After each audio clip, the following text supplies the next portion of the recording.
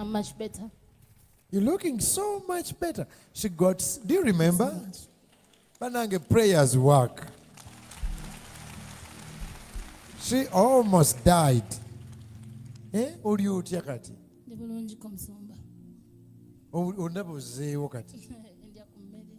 Wanje? Ndya ku mmere ne Mukama agabirira. Bambi. This never nang. Abatamanyi Evelyn yalwala nnyo. So many fundraisers have been done for her in this city to raise money for her so that she can get her life back. The Lord is good.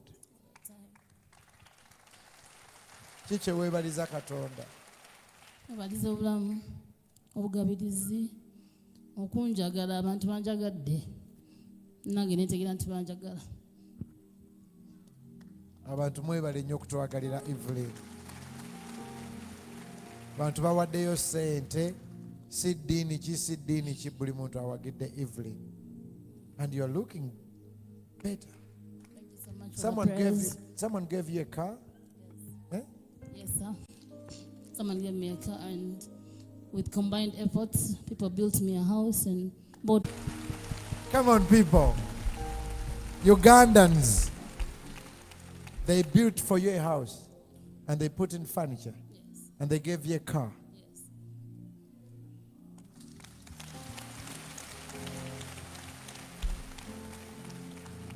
And you shall live in that house in Jesus' name till gray hair. Amen. Those are behavior. So you always come to church here and pray. Yes. Osabira wanokati. Sabira wano ku Facebook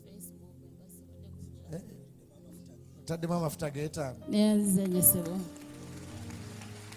So obadde oyogera osabi kati ko watandika osabira wano. Luli wajjango oli mulwadde nnyo. Ya sabira wano. Mbasobodde kujja wano mbera ku Facebook. Obeera ku online ku Facebook. Amen. Yes, nyesebo. Buli akiwulidde ndowooza otandikiraawo. Thank you. Thank you so much. Webale kujjanga n'osaba. Katugolole emikono. Lord, we thank you. Tukwebaza nti obulamu butandise okukomawo. Life is starting to come back in Evelyn's life. We know that people's prayers are reaching you, oh Lord. I remember there is a day Evelyn stood here and I was worried whether she's not going to fall and die. She was so sick. She couldn't breathe. But prayers work. We're thankful. We remember the words that Paul said about his friend Epaphroditus.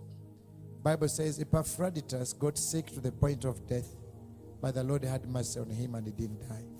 Epaphroditus yalwana n'atuuka n'okwagala okufa. Naye Mukama n'amusaasira n'atafa. Nsabira buli muntu yenna ng'oli mulwadde kumpi kutuuka kufa. Katonda akusaasire owone oddeyo ku mirimu gyo. Mukama webale olw'Abannayuganda abazimbira Evelyn ennyumba, emmotoka, ne bamuwa emmotoka, ne bamuteera mu furniture. Ate webale nti gwawonya ekitiibwa n'ettendo bikuddire. Yongera omuwonya addewo adduke n'emisinde. Na buli mulwadde andaba oba oli mulago oba oli nsambi oba oli waka, Katonda akusumulule obeere mulamu. Naawe tukwogereko nga Epafrodito naye Mukama yamuwonya mu linnya lya Yesu Kristo.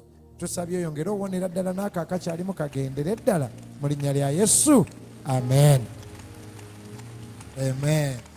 God is good. This is for you. Thank you so much. Amen. Please sit and enjoy the cue. It's good to see Evelyn. So good to see Evelyn.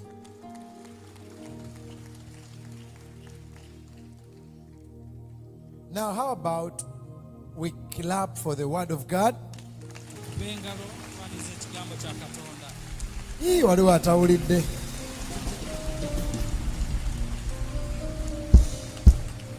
Now, I've been told by the service manager